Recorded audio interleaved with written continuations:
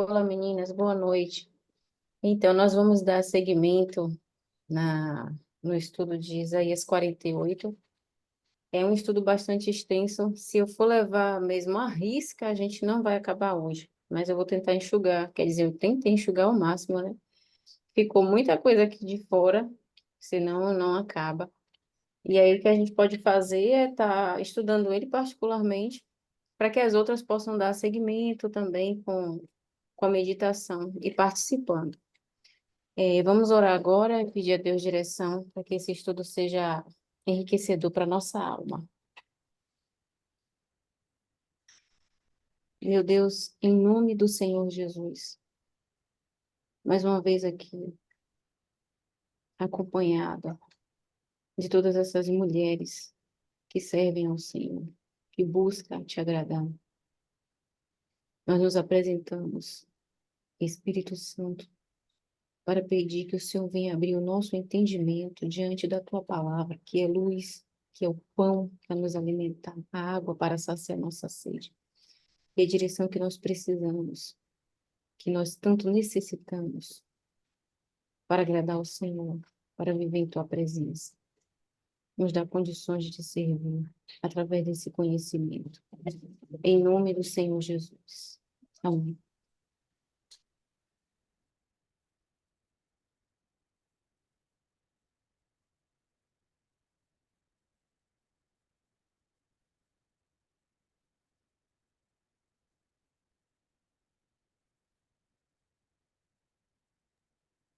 Então, nós paramos em Isaías 47. Deixa eu dar continuidade aqui. Agora são criadas e não de e não de há muito e antes deste dia não as ouvistes, para que porventura não digas, eis que eu já as sabia. Nem tu as ouvistes, nem tu as conhecestes, nem tampouco há muito foi aberto o teu ouvido, porque eu sabia que procederia muito perfidamente e que era chamado transgressor desde o ventre. Então, essa passagem aqui, para a nossa amiga que está chegando agora, está falando de um povo que não serve a Deus com verdade e com justiça. É o próprio povo de Deus mesmo, o povo de Israel. O tão, o povo tão querido, tão, né, aquele que Deus se esforça tanto para abençoar. Esse mesmo povo age de maneira pérfida, maliciosa, desrespeitosa, muitas vezes abominável pelas suas idolatrias, pela falta de constância e sempre está vacilando, né, na sua comunhão com Deus e vivendo uma vida errada. Vira e mexe, está caindo, está em declínio espiritual, em decadência espiritual. Aí vai lá, Deus torna novamente, né, a chamar a atenção através de um profeta, e daí eles buscam uma reconciliação, o perdão, tudo segue com as suas transgressões apagadas, né? É uma, é um detalhe que a gente tem que estar se atentando, porque imagine quantas pessoas transgredindo contra um Deus, o ofendendo, muitas vezes, eh, se rebelando contra ele, e ele não só perdoa, como esquece. Imagine, não é difícil a gente estar praticando o perdão, só mesmo aquele que busca do Espírito Santo estar certo com Deus, é que pratica com muita luta e com dificuldade. Está perdoando, mas Deus ele vai além. A gente perdoa, abençoa a pessoa em nome de Jesus porque é um mandamento. É o certo a se fazer, mas não é fácil. É como engolir um sapo de perninha aberta. E Deus faz isso com uma multidão numerosa, né? Porque a gente não, a gente olha assim e vê a Igreja Universal Brasil, mas imagine, é Guatemala, é África, em todos os continentes, uma pilha de gente transgredindo, vira e mexe fazendo algo que o desagrada, e ele não só perdoa, como esquece e apaga. Isso é coisa mesmo só de Deus. E aí, tem uma notinha aqui que eu separei, do 48:7. À medida que Deus foi implantando o seu plano de redenção, ele influenciou acontecimentos sem que Israel soubesse, pois do contrário teriam agido perfidamente, alegando: Eis que eu já sabia. No 48:9, né? Eu ainda não estou lá, eu estou no 8. Nem tu as ouvistes, nem tu a conheceste, nem tampouco há muito foi aberto o teu ouvido, porque eu sabia que procederias muito perfidamente, e que era chamado transgressor desde o ventre. Por amor do meu nome, retardarei a minha ira, e por amor do meu louvor, me refrearei para contigo, para que eu não venha a cortar. Então, aqui a gente pode perceber a paciência, a longanimidade de Deus, o fruto do próprio Deus, né? Que muitos de nós temos também, que é o fruto do Espírito Santo. A longanimidade. Já pensou se Deus leva, por duas, três, quatro falhas que Deus se enchesse e ficasse pela tampa com a gente e ele cortasse? Quantos de nós já teria sido cortados? Quantos de nós já teria sido, é, como eu chamo, extinguidos, né? Estaremos em extinção por causa da longanimidade de Deus. Não é algo que a gente deva abusar, claro. Nós somos falhos, pecadores, erramos, mas aqui ele mostra uma infinita longanimidade para conosco e para com o povo que agiu perfidamente com ele, que é o povo de Judá. Então, no 48:9, a nota que chamou a atenção é a seguinte: o Senhor arranja tudo para seu louvor. Aí a gente vai lá dar uma olhada em Isaías 42:8. Vamos seguir um pouquinho para frente, em Isaías 42:8, bem rapidinho, para poder a gente não ultrapassar tanto. 42:8. O Senhor arranja tudo para o seu louvor. 42:8 aqui. Eu sou o Senhor. Este é o meu nome, a minha glória, pois a outro não darei, nem o meu louvor às imagens de escultura. Eis que as primeiras coisas já se cumpriram, e as novas eu as anuncio, e antes que venha a luz, vou-las faço ouvir. Porque Deus já está no nosso futuro, né?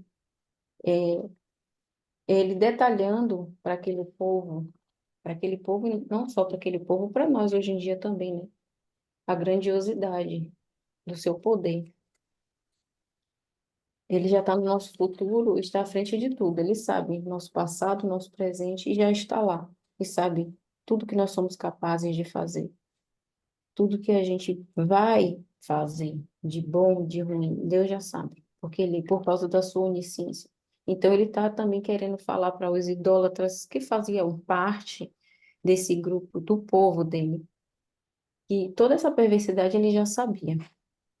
Mas aí o que bastava um ato de rendição, de reconhecimento da parte dos profetas que estavam ali trabalhando em cima dessas pessoas, a palavra de Deus, o próprio Deus falando com eles, mostrando para eles que a longanimidade dele estava presente, mas que era necessário ele se atentar, né? Porque hoje em dia a gente percebe que nada mudou.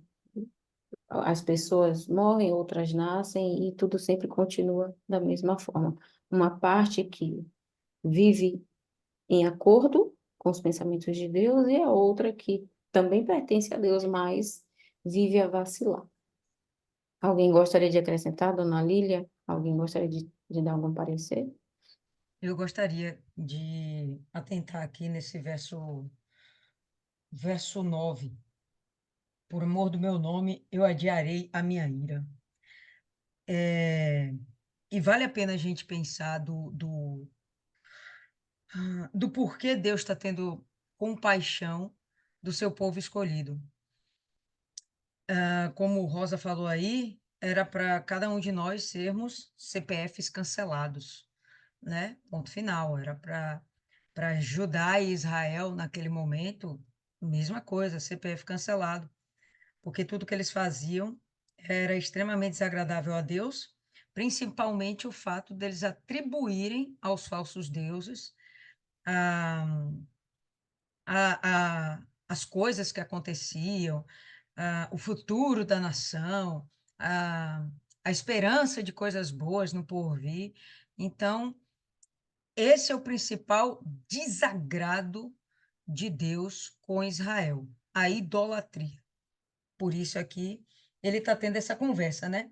Então, vai haver a ira de Deus por causa da idolatria, mas ele chega e fala isso, né? Por amor ao meu nome, eu adiarei a minha ira. A gente sabe que a ira, de fato, ela se cumpriu. A gente sabe que ela se cumpriu. Mas não houve, de fato, o extermínio dessa população. E o bacana é isso. Por que ele não exterminou essa população? Por meu louvor, eu me conterei por ti, para que eu não te extermine.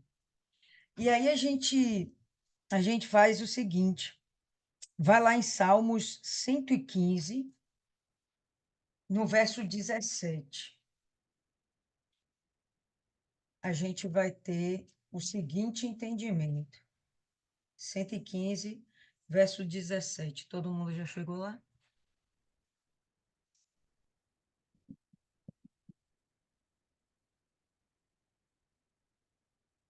Salmo 115, 17. Fala assim: os mortos não louvam ao Senhor, nem nenhum dos que descem ao silêncio. Na sua versão pode estar escrito sepultura. Mas nós bendiremos ao Senhor desde este tempo em diante e para sempre. Louvai ao Senhor. Então, o que significa isso dentro do que estamos lendo em Isaías? Se eles terminam o seu povo eleito, como poderia ser dada alguma glória, algum louvor a ele? Como Deus seria conhecido? O Deus que destrói o seu povo. De forma alguma, ele seria um Deus querido, um Deus amado. De forma alguma. Seria um Deus temido, sem sombra de dúvidas.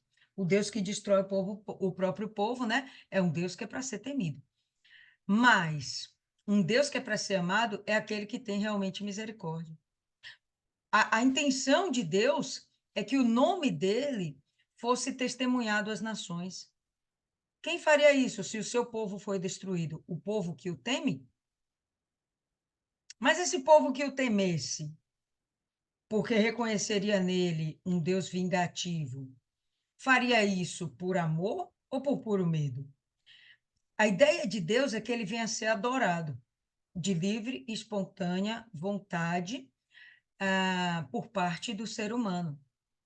Ele quer ser amado e adorado, assim como todos nós queremos ser amadas, né? Cada uma de nós aqui queremos ser amadas, amadas por Deus, amadas pela nossa família, pelos cônjuges, pelos amigos. Ninguém quer ser odiado, ninguém escolhe, oh, eu quero ser odiado de fulano, ninguém quer isso, né? E temos essa essência porque Deus é assim também.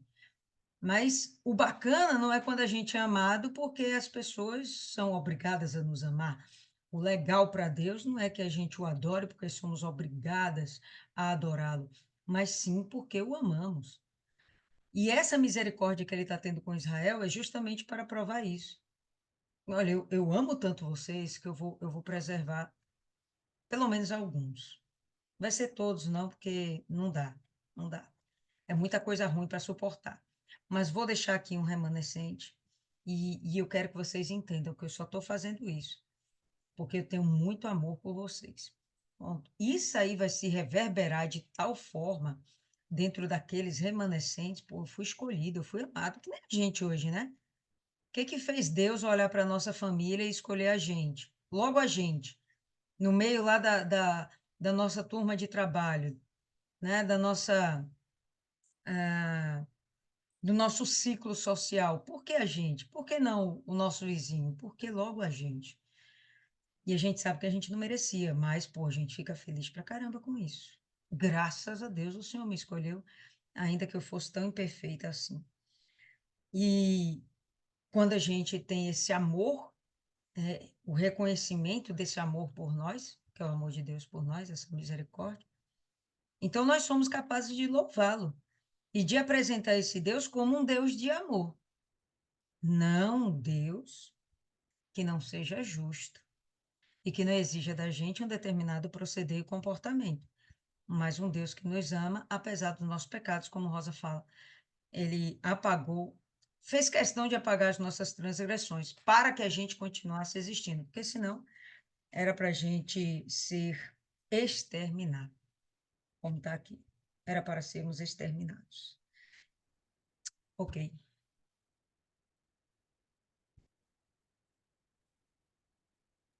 pode seguir, Rosa. Pronto. O 10 diz assim: Eis que já te purifiquei, mas não como a prata. Escolhi-te na fornalha da aflição. Por amor de mim o farei, porque como seria profanado o meu nome e a minha glória, não a darei a outro. 48:10 é o seguinte: purifiquei é uma referência ao juízo. Aí a gente vai abrir bem rapidinho lá em Isaías, capítulo 1, versículo 25. 25. Pegar só um pouquinho para frente.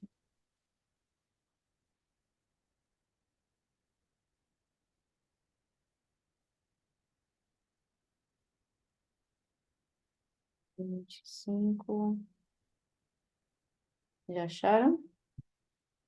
E voltarei contra ti a minha mão, e purificarei inteiramente as tuas escórias, e tirar-te-ei toda a impureza, e te restituirei os teus juízes, como foram antigamente, e então te chamarão cidade de justiça, cidade fiel. É uma promessa de restauração. Mas para que a gente possa ser restaurado, precisa um único ato verdadeiro e sincero. Total arrependimento e se voltar para Deus. Como ele mesmo diz: tornai-vos para mim e eu me tornarei para vós.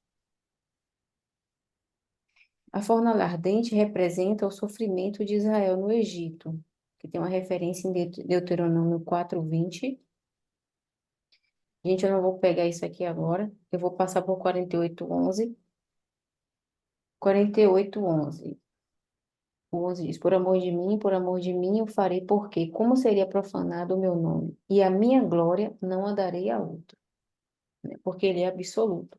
Não tem como Deus deixar se desfazer dele mesmo, deixar que desfaçam dele, porque a base do trono dele é a justiça. Então, quem age com injustiça vai ter que provar da própria justiça de Deus. Então, 48:11 tem uma referência aqui que eu separei. Os atos misericordiosos de Deus são iniciativas dele e provém do âmago de sua santidade. Isaías 37:35, bem rapidinho. Vamos abrir o 37 e olhar aqui o 35.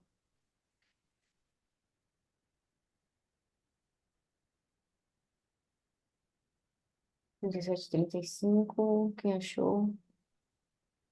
Porque eu ampararei esta cidade para livrá-la por amor de mim e por amor do meu servo Davi.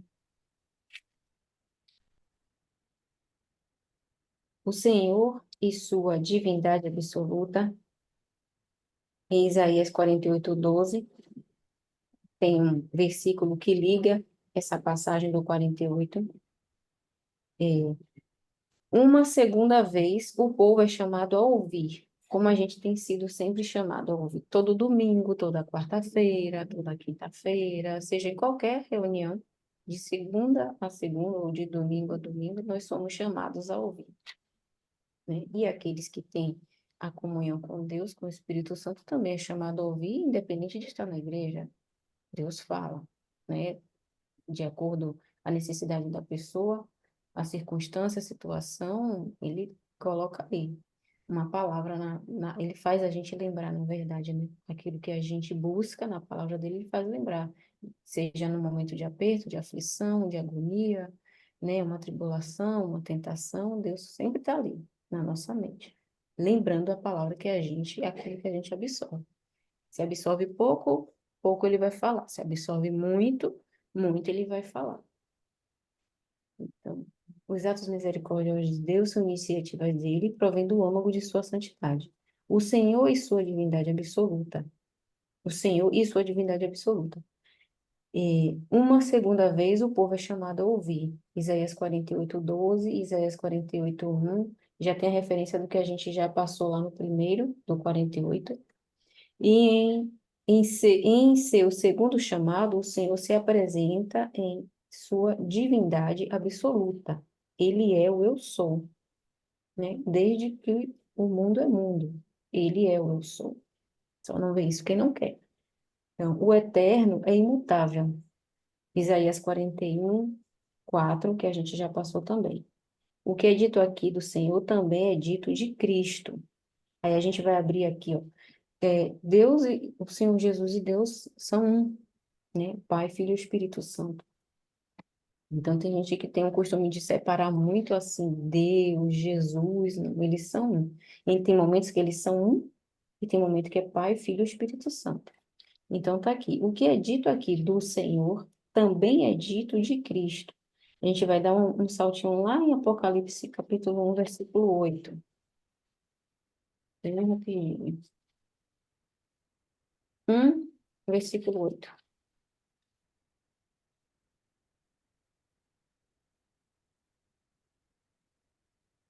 Aqui. Eu sou o Alfa e o Ômega, o princípio e o fim, diz o Senhor, que é, que era e que há de vir, o Todo-Poderoso. Ou seja, o Senhor Jesus, né, não labuta desde agora. Nós sempre chamamos muito pelo nome de Jesus. Jesus para lá, Jesus para cá, em nome de Jesus sai, em nome de Jesus eu consigo. Esse mesmo Jesus labutou desde a fundação do mundo, né? Ele teve a decepção com Lúcifer, que caiu, foi derrubado, expulso do céu. Esse mesmo Jesus esteve presente na decepção com Adão e Eva. Esse mesmo Jesus esteve presente na situação do dilúvio, onde ele só, infelizmente, conseguiu salvar Noé e a família. Esse mesmo Jesus que livrou o próprio Sadraque, Mesaque e Abednego da fornalha ardente, que também esteve ali no meio do povo no Sinai, e é o que está nos acompanhando agora. Então, não tem como separar um do outro, né? Eles são um só. Então, o que se fala do Senhor também se fala do Cristo. Essa referência agora do Apocalipse que a gente viu. E reafirma que o Senhor Jesus é Deus. Então, é uma coisa só. Ele é o primeiro, o que significa que ele está no princípio da história, né? Desde a fundação do mundo. Antes do mundo, na verdade, né? Que a gente é novo, e que Jesus tem carreira já. Ele também é o último, o que significa que ele está lá no final da história, no nosso futuro, futuro de muitos outros que virão depois de nós, se existir um amanhã, se aqui não terminar com a gente mesmo, né? Essa geração.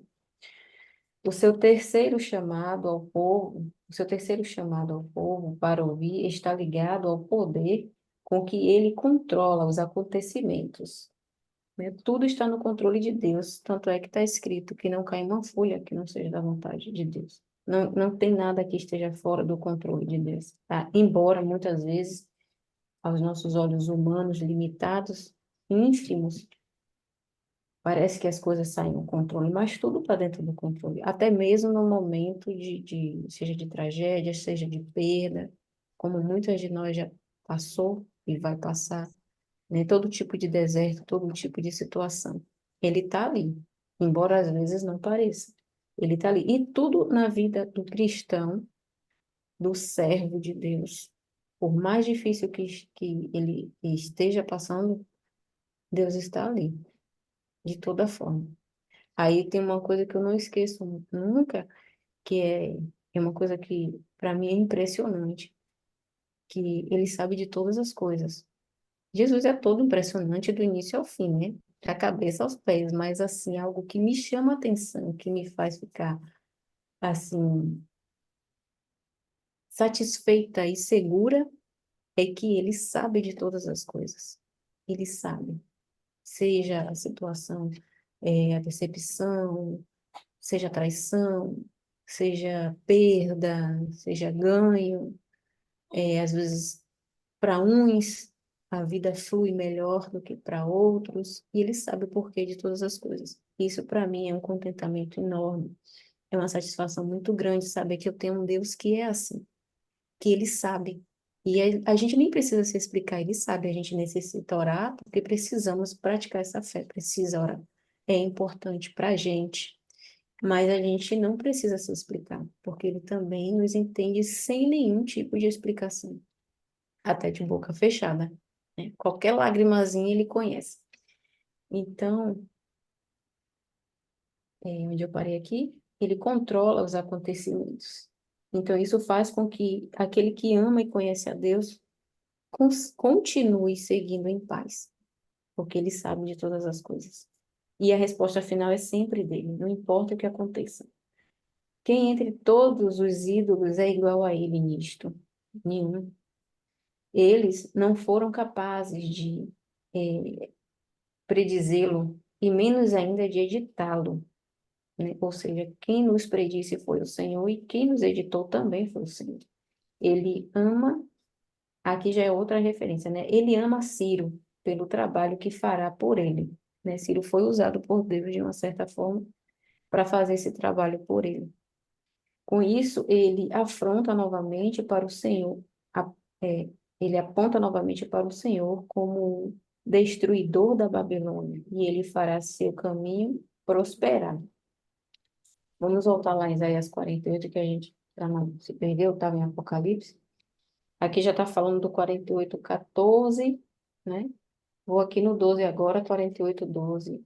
Dá-me ouvidos, ó Jacó, e tu, ó Israel, a quem chamei. Eu sou o mesmo, eu sou o primeiro e também o último. Também a minha mão fundou a terra e a minha destra mediu os céus a palmos, e eu os chamei, e aparecerão juntos, né? A grandeza, ele falando da grandeza do poder dele. Então, quem for inteligente vai atentar para a grandeza do Deus que diz servir e buscar, né? Parar de fazer besteira, parar de idolatrar, parar de ficar vacilando, porque um Deus que mede os céus a palmos, né? A gente não consegue abrir os braços para colocar uma fita métrica, tem que se esticar todinho, mas Deus ele consegue medir os céus a palmo e toda a água que a gente conhece no planeta Terra cabe na mão dele.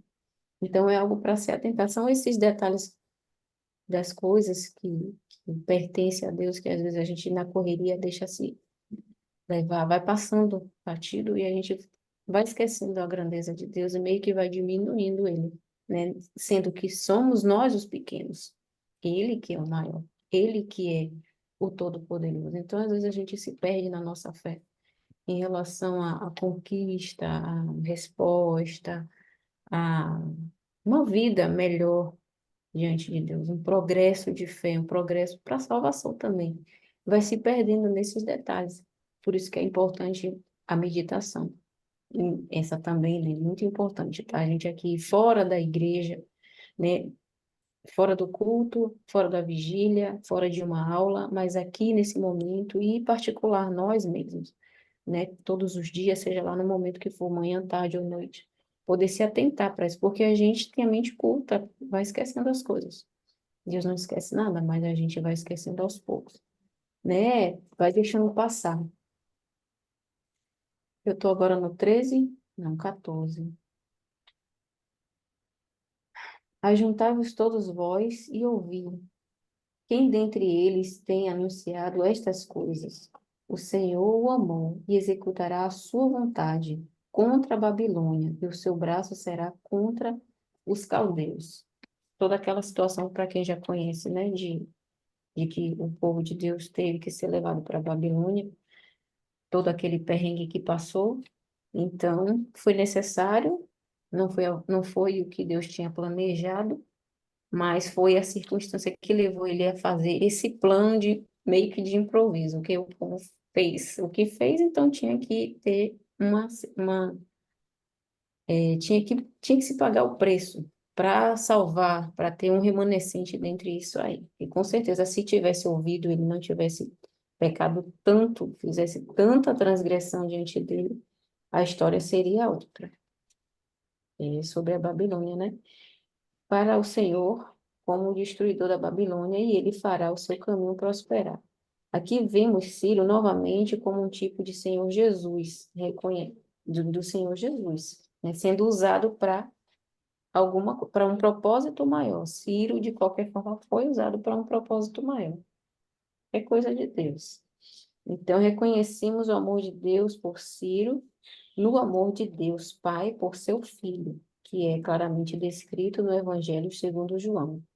João 3,35, bem rapidinho. Vamos abrir aqui para entender essa referência. É João, não é primeiro nem segundo, não. É só o Evangelho mesmo. E nada mais. João 3,35. Quem já abriu, quem ainda está procurando, 32, 35. O Pai ama o Filho e todas as coisas entregou nas suas mãos. Deus temporariamente entregou na mão de Ciro um propósito para ser usado por Deus para que pudesse salvar alguns dentre o teu povo.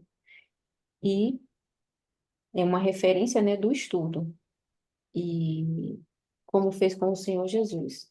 Colocou todo esse propósito de salvação nas mãos dele, para que ele fosse enviado aqui, viver em carne em nosso meio, para também salvar o seu povo. Então, vira e mexe, para resumir tudo, Deus sempre está procurando salvar. Assim como Ciro julgou a Babilônia na época e fez Israel retomar a sua própria terra, o Senhor Jesus julgará a Babilônia no fim dos tempos e salvará o restante crente de Israel. A finalização, né? A separação do mal. Vamos voltar para Isaías 48. Alguém quer acrescentar? A gente está todo mundo calando. Eu estou me sentindo só eu e Dona Lívia. Podem falar, levantem a mãozinha. Vamos ajudar o estudo a prosseguir. Quem quer falar alguma coisa? Eu achei interessante que ele faz um paralelo. No Sim, verso 12, Deus, ele fala para Jacó e Israel escutá-lo. E a ideia de escutá-lo não é simplesmente ouvir, é realmente tornar o que ele ouve em uma prática. E ele dá um exemplo. Ele fala sobre a grandiosidade dos céus, ele fala sobre a, a grandiosidade da terra, mas ele fala que isso cabe nas mãos dele, cabe dentro do entendimento, cabe dentro da compreensão dele. Ele é maior do que tudo isso. Mas ainda assim, dentro da grandiosidade da terra e dos céus, eles o obedecem, né? Quando Deus os chama, a terra e os céus o obedecem, os atendem, né? O atendem. E aí, logo depois, ele chega e faz esse paralelo com Ciro, no verso 15, né? Eu tenho falado, sim, eu tenho chamado, eu tenho trazido, e ele fará seu caminho próspero.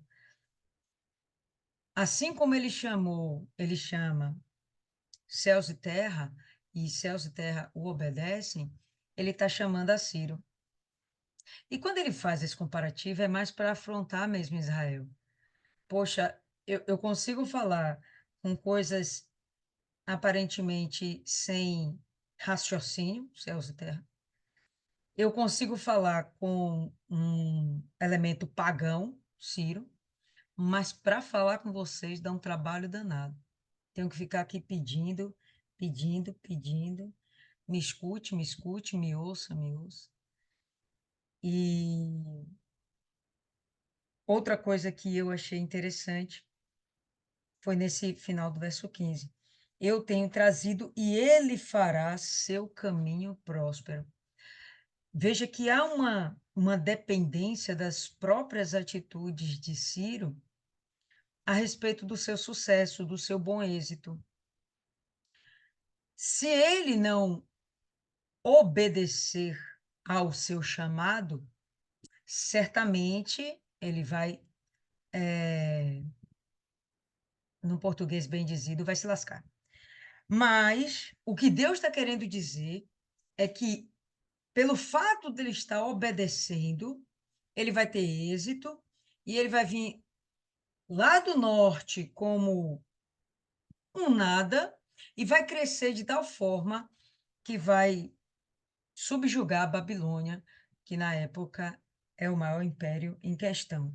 Então, Deus fala que ele mostra, eu estou no controle de todas as coisas, mas sempre com essa ideia de fazer Israel pensar, como é que eu estou no controle de todas as coisas, como é que eu domino tudo e vocês continuam sendo rebeldes e resistentes ao meu mandar, resistentes ao meu chamado, resistentes aos meus alertas, né? Ele, ele sempre vai e volta, querendo mostrar que todo mundo obedece. Só Israel que insiste em ser, em ser resistente, né? A palavra certa é essa. Insiste em resistir a Deus. É muito coragem. E uma observação que eu acho que vale a pena, para que a gente não fale, não fale coisas para a gente depois não ser, as pessoas não fazerem chacota da nossa cara. Quando a gente fala assim que não cai uma folha de uma árvore sem o consentimento de Deus, né? Isso não está escrito, tá, pessoal?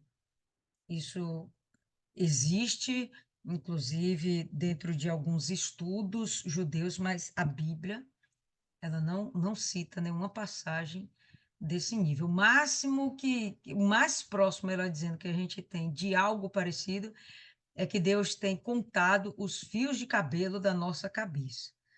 Mas falar que não cai uma folha da árvore sem o consentimento de Deus e dizer que isso está escrito, não está escrito. Ok, sem o consentimento de Deus, mas não está escrito, tá? Não vamos mais repetir essas coisas, porque senão a gente acaba virando chacota para as pessoas que entendem um pouquinho mesmo de Bíblia, mas a gente é para ser melhor entendedor.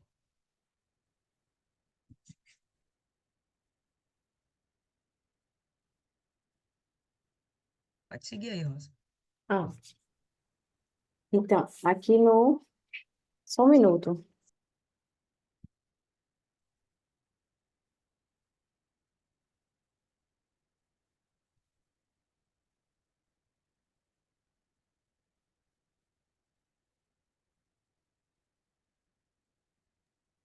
Seguindo no 16.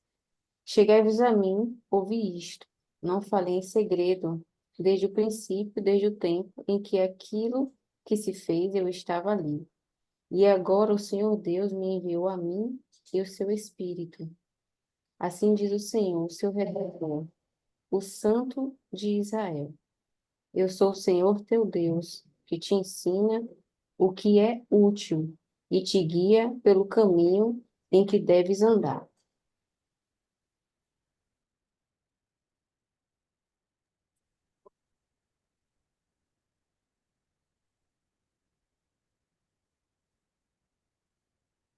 Ah, se eu tivesse dado ouvidos aos meus mandamentos, então seria a tua paz como um rio, e a tua justiça como as ondas do mar.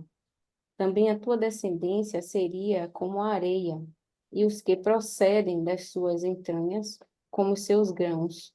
E o seu nome nunca seria cortado nem destruído de diante de mim. Saí de Babilônia, fugi, e entre os caldeus eu anuncio. Saí da Babilônia, fugi de entre os caldeus, e anunciai com voz de júbilo.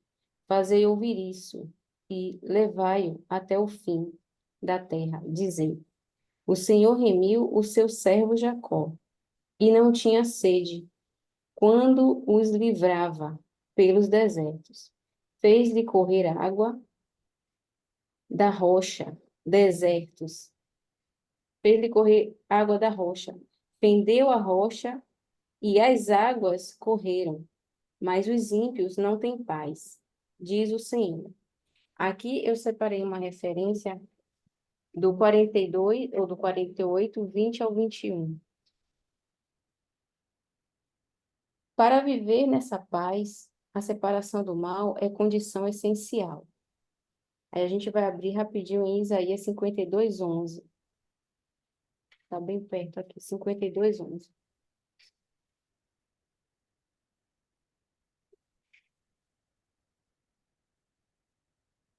Retirai-vos, retirai-vos, sai daí. Não toqueis coisa imunda, saí do meio dela. Purificai-vos, os que levais os vasos do Senhor. Porque vós não saireis apressadamente, nem ireis fugindo, porque o Senhor irá diante de vós, e o Deus de Israel será a vossa retaguarda. O povo deve deixar a Babilônia. Não é apenas uma partida, mas também uma fuga. Trata-se também de um desapego interno da Babilônia, e não de um afastamento externo. Todos os anos a Babilônia, todos os anos na Babilônia, os mancharam inteiramente, em muitos casos. E aqui a referência, o que eu pude entender nesse estudo, é que é as pessoas que se afastam do mundo, mas o mundo continua dentro delas. Foi o que eu entendi. Dona Lília, tem algo para acrescentar?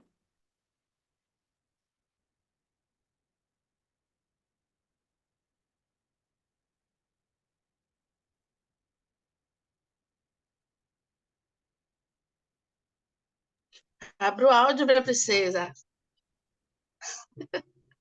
Só Deus, né, velho? Foi mal, desculpa. Ainda aqui no verso 18, é, se tu tivesses escutado os meus mandamentos, então tua paz teria sido como o rio e tua justiça como as ondas do mar. Isso aponta para a abundância do que Deus daria nos termos de paz e justiça. Se a gente ainda hoje seguir os mandamentos de Deus, você vê que ele fala toda hora de ouvir, né? De ouvir. Mas não basta ouvir, pessoal. Vamos entender que o que Deus quer é que a gente pratique. Então, a ideia do ouvir é que isso venha se tornar em prática. Não tem uma outra forma da gente aprender se não for ouvindo, né? Então, se tivesse escutado os meus mandamentos, tua paz seria como o rio, a justiça como as ondas do mar. E que você imagina aí, é muito fácil você perceber a abundância, tanto das águas de um rio quanto das ondas do mar. E a gente vive isso nos dias atuais se a gente tiver realmente um proceder, um comportamento digno do praticante da palavra de Deus. A gente vai aproveitar essas benesses na nossa vida. Teremos a justiça do Senhor, teremos a paz de Deus que não tem preço. Diga-se passagem, é a melhor coisa que Deus pode nos dar não são os bens, não é uma família, não é um marido. A melhor coisa que Deus pode nos dar é paz. A melhor coisa. E quando ele nos dá dessa paz, ele fala aqui que vai ser tão abundante que não importa, né, a situação que possa vir sobre nós. Ela abundará e ela continuará nos mantendo em paz, seja lá qual for a situação. Tua descendência também seria como a areia e os frutos do teu ventre como cascalho, também apontando para uma abundância. Ou seja, o fato de eles não terem dado ouvidos aos mandamentos de Deus fizeram com que eles sofressem de tal forma, passassem pela guerra, pela fome, pela escassez. Isso acabou levando-os à morte. Imagina que um homem, um soldado de Israel, um homem de Israel se envolveu na guerra e morreu. A esposa dele, em princípio, não vai mais gerar. Havendo uma baixa de homens, por mais que a viúva queira se casar de novo, terá homens para isso? Então, o que a gente vai ver? Uma população sendo dizimada. O que vai ficar realmente é um remanescente, é um restinho de povo. E a gente vê que Deus sempre faz isso. Quando ele percebe que a multidão se perdeu de uma forma que não dá para voltar atrás, são eliminados.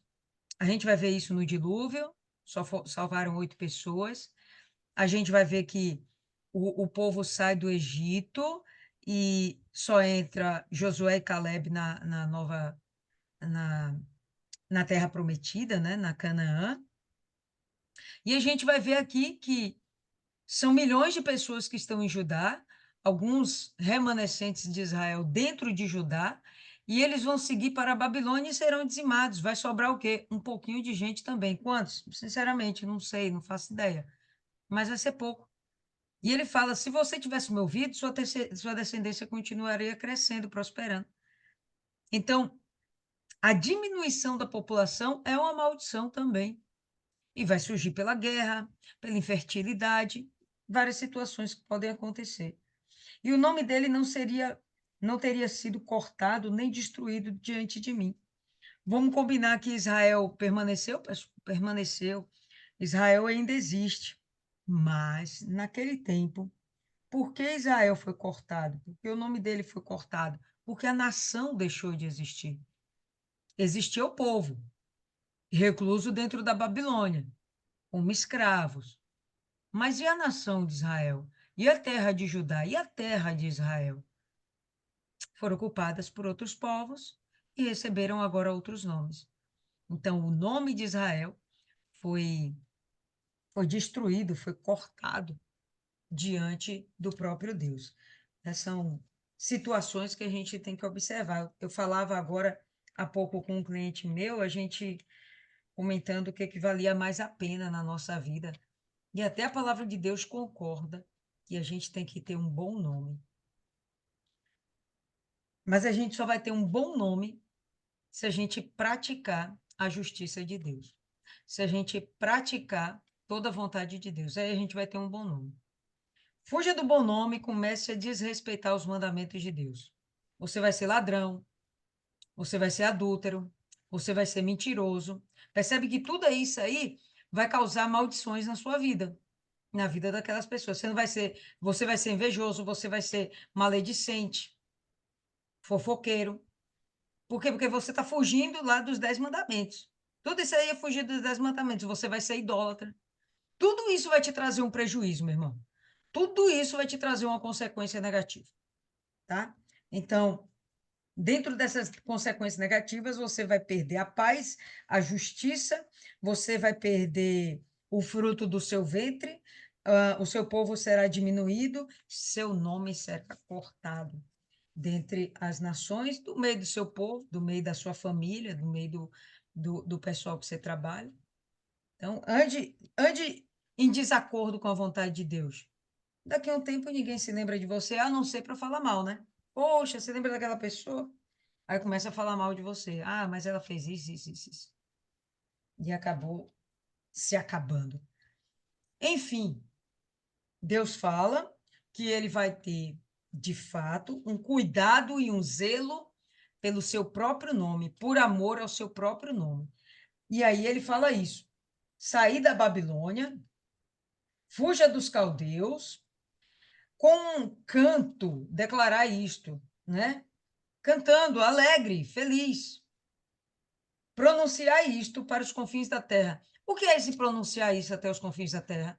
É aquilo que Deus espera da gente, é evangelização. Anuncie o nome do Senhor. Anuncie as boas obras do Senhor. Anuncie a necessidade de arrependimento e de comunhão com Deus. Anuncie essas coisas. Se ele destrói aquele povo, quem o faria? Um povo que não o conhecia? Você acha que a Babilônia ia sair por aí louvando a Deus? Dentro da Babilônia teve um que aparentemente se converteu, foi Nabucodonosor, e depois? Né? Quem era então que ia anunciar a Deus? O seu povo. Agora, o seu povo passou por uma situação tal onde ele teve que ser reduzido e castigado para, na verdade, ser preservado. Então, toda essa aflição que sobreveio à nação de Israel teve um propósito, para que ele, de fato e de verdade, pudesse ser salvo. A gente passa os perrengues da gente na nossa vida. A gente sofre as consequências dos nossos atos, das nossas rebeldias contra a vontade de Deus. Ainda que muitas vezes, não muitas, né? Mas ainda que às vezes façamos até na inocência. Porque a verdade está escrita dentro da gente desde que a gente nasce. O espírito de vida, desde que a gente nasce, desde o ventre da nossa mãe, ele vem nos trazendo a verdade. O espírito de vida é um pedacinho de Deus dentro da gente. E esse pedacinho de Deus não pode ser corrompido. Então, ele vem trazendo dentro da gente a verdade. A gente sempre sabe que está certo, que está errado, ponto final. Né? Mas aí a gente insiste em rebelar-se contra a verdade, a pureza, a santidade. E aí o que a gente vai fazer? Vamos pagar o preço. O preço vai ser sempre sofrido, vai ser sempre doloroso. Não tem preço gostoso para ser pago quando a gente fala de um corretivo de Deus. Quando a gente sofre um corretivo dos nossos pais, não é saboroso? Quem dirá de Deus, que é um pai maior, ok? É um pai realmente verdadeiro. E a finalização, quando ele fala aqui que, no verso 21, e eles não ficarão sedentos quando ele os conduziu, eles não ficaram sedentos quando ele os conduziu através dos desertos. Isso, obviamente, é uma alusão ao momento em que Israel é liberto do cativeiro egípcio. Aí eles vão para o deserto e, ainda que eles estejam no deserto, da rocha saiu água para suprir as necessidades de Israel. Deus jamais desampara o seu filho. É o seu filho que o rejeita, que rejeita o seu cuidado, o seu zelo. E realmente, para finalizar, não há paz para o perverso. Enquanto Israel estava dando uma de perverso, sobre ele não houve paz, sempre houve guerra. Os raros momentos de paz que houve dentro de Israel foram os raros momentos onde eles se colocaram sob o jugo de Deus de verdade. Quando eles se colocaram em rebelião contra Deus, vieram as guerras. Não há paz para aquele que é rebelde, né? Então, o maior presente que Deus pode dar para a gente, de fato, é a paz. E aqui é justamente o que ele fala: para o perverso não há paz. Você quer paz? Então seja justo e fiel.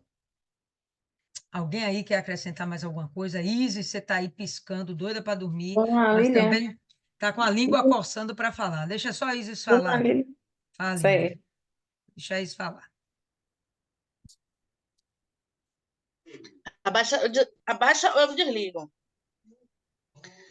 Boa noite, gente. Eu tenho muita coisa para falar, mas eu não quero falar muito, Hum, para não entrar na minha meditação e para ter o que falar também. Mas esse texto falou muito comigo, sabe? Muito. E vários insights. Mas os dois grandes para mim foram a questão da resistência. Eu já falei isso aqui, mas eu vou falar de novo. Eu fui com uma vigília com Lia e um cara manifestou lá e falou do espírito da resistência. É um demônio, é uma possessão maligna. Não caia nesse negócio, eu sou assim, eu nasci assim, o negócio lá de Gabriela. Não é para ser assim. Deus nos chamou para ser quebrantados e não para sermos duros. A dureza de coração, a resistência, são espíritos malignos, são possessões malignas. Eu estava assistindo um vídeo que o inimigo hoje não se apresenta se manifestando nos outros, fazendo como alguns cultos na África, a gente vê os vídeos, as coisas voando, a árvore assobiando. Pelo menos no meu tempo, ó, não sou nem tão velha assim, mas é o que eu ouvia falar, que as árvores assobiavam, que via visagem, não. Hoje, esqueci o nome do negócio. As coisas que o maligno tenta contra a gente é nesse sentido, da pessoa estar na igreja há 1 ano, 2 anos, 3 anos, 5 anos, e você não vê mudança, você não vê fruto do Espírito. Se você conhece uma pessoa que se converteu hoje e a vê há 1 ano, 2 anos, e ela está a mesma pessoa, tem alguma coisa errada. Porque a pessoa que se volta para Deus, e Deus faz questão de fazer isso, de quebrar. Antes de consertar, ele quebra, ele moe, e você voluntariamente, no batismo, se propõe a ser uma nova pessoa. E isso é muito forte. E é algo que eu tenho muito medo, sabe? Deus não nos chamou para ser moles. Eu até pesquisei aqui. Ele não quer que a gente seja mole. Ele quer que a gente seja quebrantado. Tanto que eu até pesquisei em Efésios 6, ele fala da armadura da fé. Eu gosto muito da armadura da fé. Mas a armadura, apesar de ser rígido, ele não é duro, não pelo contrário, ele é flexível. Você consegue se mover, andar e se voltar com a armadura. A armadura é para fazer com que você resista às investidas do maligno. Deus diz para a gente resistir ao diabo. Resistir ao pecado não a ele.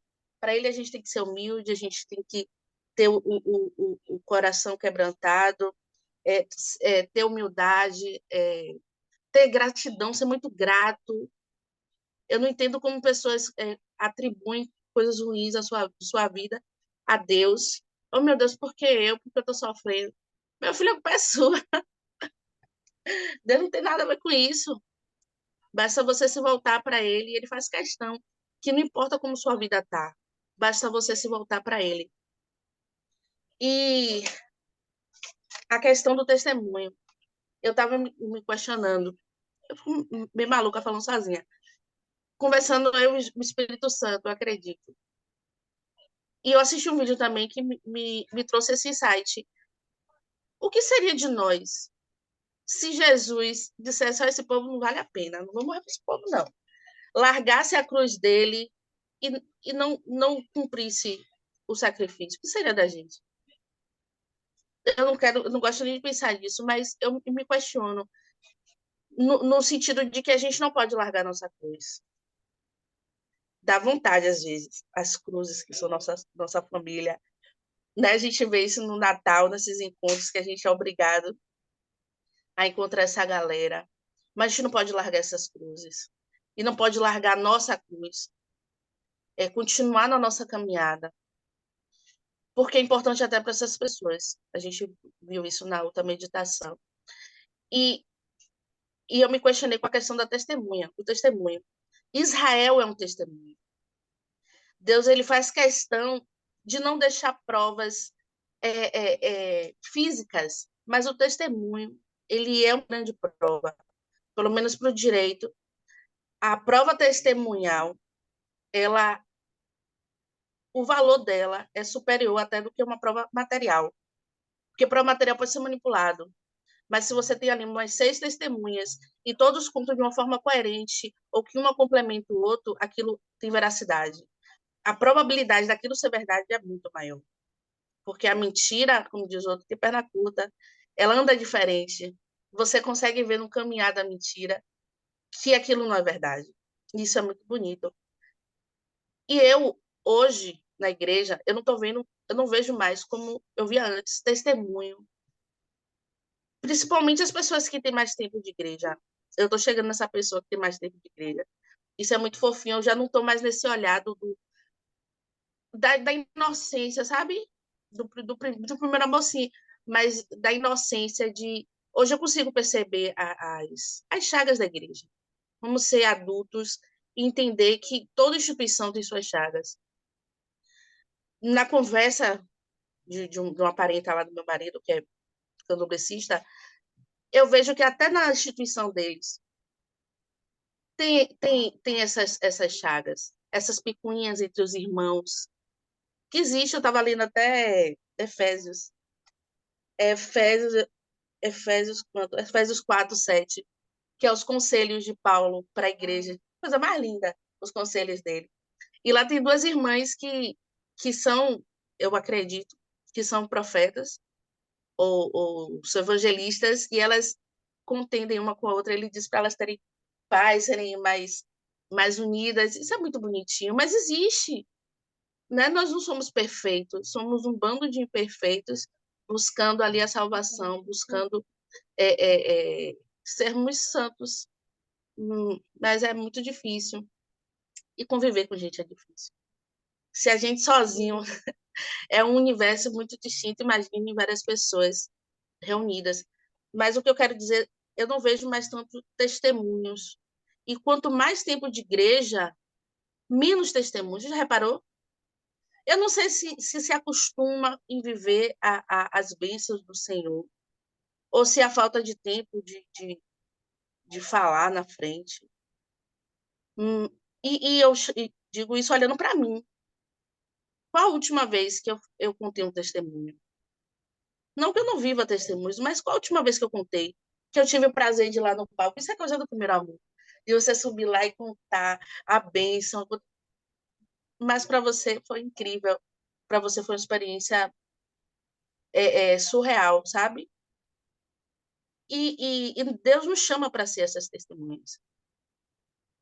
E eu me pergunto, quantas pessoas sabem os milagres que Deus fez na minha vida?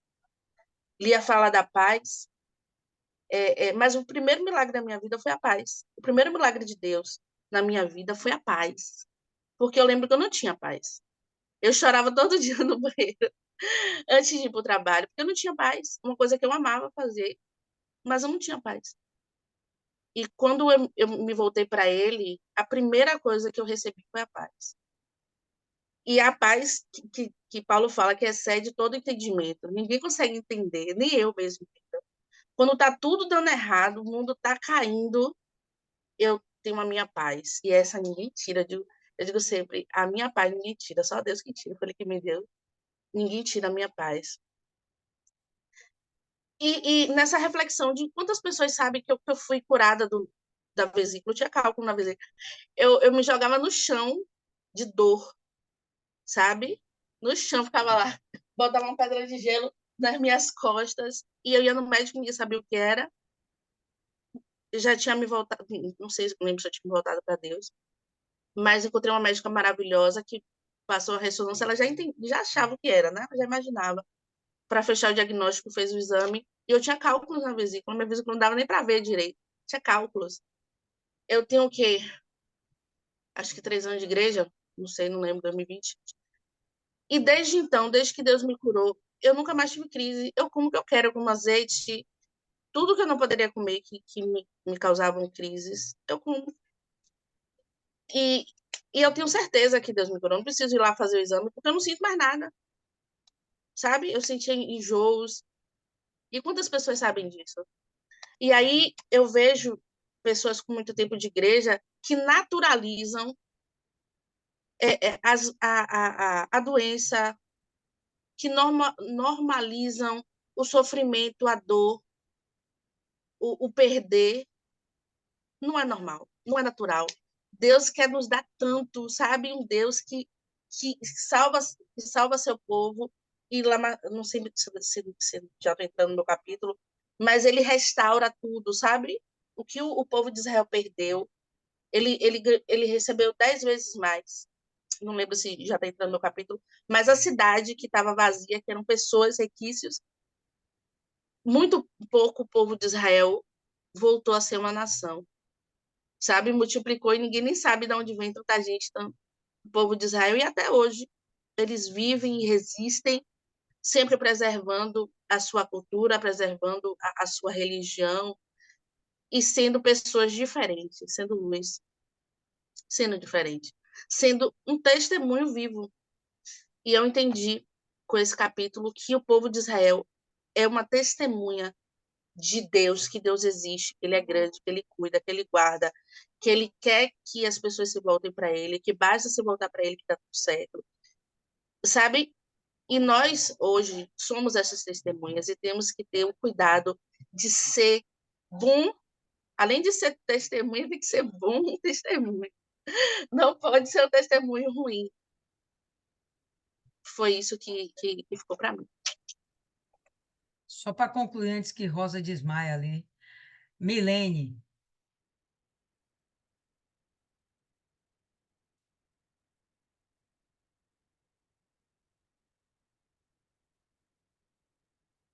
ô Rosa, a Milene desmaiou antes de você. Olha, Milene, desmaiou antes de você. A conclusão era curta, mas assim, foi com relação ao estudo que as pessoas elas saem do mundo, mas o mundo não sai dela. Então tem que haver essa separação. Elas se afastam, elas deixam, elas mudam até a roupa, né? Os pastores pregam muito isso, mudam a roupa, mudam o hábito, né, de estar na igreja, domingo, fazem as correntes, cumprem os dízimos e as ofertas, mas tem coisas que desagradam a Deus estão dentro dessa pessoa, que fez algumas coisas, mas ainda falta fazer outras. Então, aquela situação de passar o pente fino internamente, já que externamente deu uma melhorada, então vamos fazer essa progressão, essa progressiva na parte interna, né, no espiritual. É muito fácil realmente mudar a maneira de falar, a maneira o meio que convive, mas não é o suficiente. Tem que tirar as coisas de dentro. E a separação do mal é isso, se separar do mal, tirando o que há de errado dentro e se avaliando, tomando a Bíblia como uma referência, um espelho, para estar ali tirando aquilo que não realmente não deve ficar dentro de uma pessoa que se diz de Deus e se separando também de coisas daqui de fora, né? Todas as coisas que vai contra a palavra de Deus. A conclusão tinha um pouco mais, mas o tempo também, né, não é restrito, e fala, só para concluir o meu raciocínio, é, vivemos em meio a um cristianismo contaminado por doutrinas errôneas, né, como se não bastasse a gente, além de ter que vigiar a parte interna e espiritual nossa, ainda existe essas situações externas, onde o cristão também tem que continuar observando é, errôneas e males morais que prejudicam como, é, como um tumor cancerígeno. Portanto, dentro da confissão religiosa, devemos nos separar daquilo que não é segundo a vontade de Deus. Isso todo mundo já sabe, né? Mas a prática requer esforço, sacrifício e renúncia. Então, fica aqui o meu parecer em relação a isso, nesse estudo concluído, que para mim foi muito enriquecedor. Não terminou, porque ainda vou continuar. Mesmo que siga o 49, o 50, 51, esse 48 para mim ainda não acabou. Porque ainda tem muitas outras coisas aqui. Porque faz parte de uma meditação. E é isso. Dona Lília. Beleza, então. Indica alguém para você, ou para fazer a oração final. Ah, pode ser Viviane.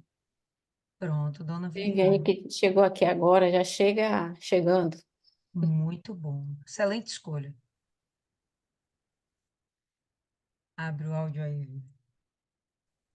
Pronto. Deixa eu dar meu parecer também aqui, né? Eu estava precisando um pouco mergulhar mais um pouquinho na palavra, que para mim estava um pouquinho mais raso, né? Eu estava lendo, mas aí eu conversando com Rosa, Rosa, não, vamos para um grupo para você estudar mais profundamente a Bíblia. Aí eu, tá certo. Abriu um pouco não, bastante assim meu entendimento nessa noite.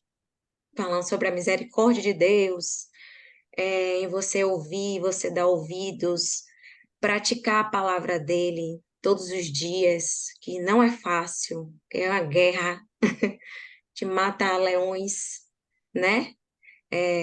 Várias vezes no nosso dia, mas é isso, né? Temos que perseverar, tomar nossa cruz todos os dias, perseverar, para que a gente venha receber a coroa da vida, né? Que é a nossa salvação, que é o principal de tudo. Como eu vi essa semana, o pastor falando, não tire o foco da sua salvação, porque você desfocando, né, da sua salvação, você vai ter problemas, e você pensando nos seus problemas, você vai perder de vista a sua salvação. Então, você com o seu objetivo, alvo na sua salvação, você não vai ter problemas. Você não vai ter problemas.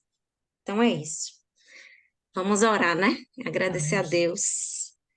Em nome do Senhor Jesus, meu Pai, nessa noite, agradecemos ao Senhor por essa oportunidade, meu Deus, de conhecer ainda mais a Tua palavra, que é santa, que é pura, que nos lava, nos limpa, nos purifica, Senhor, de todo o pecado, meu Pai.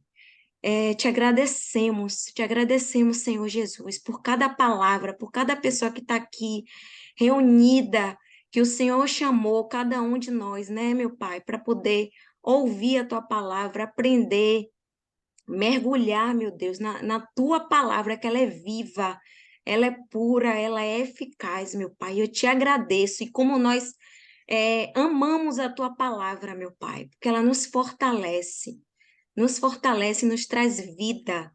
Então, eu te agradeço, meu Deus, por cada um dessas pessoas que estão aqui presentes, pela nossa vida, pela nossa família, que o Senhor nos use para que a gente venha ganhar muitas almas para o Senhor, meu Pai, para que todos vejam o Senhor Jesus através de nós, meu Pai. É que eu te peço e te agradeço, meu Deus. Amém.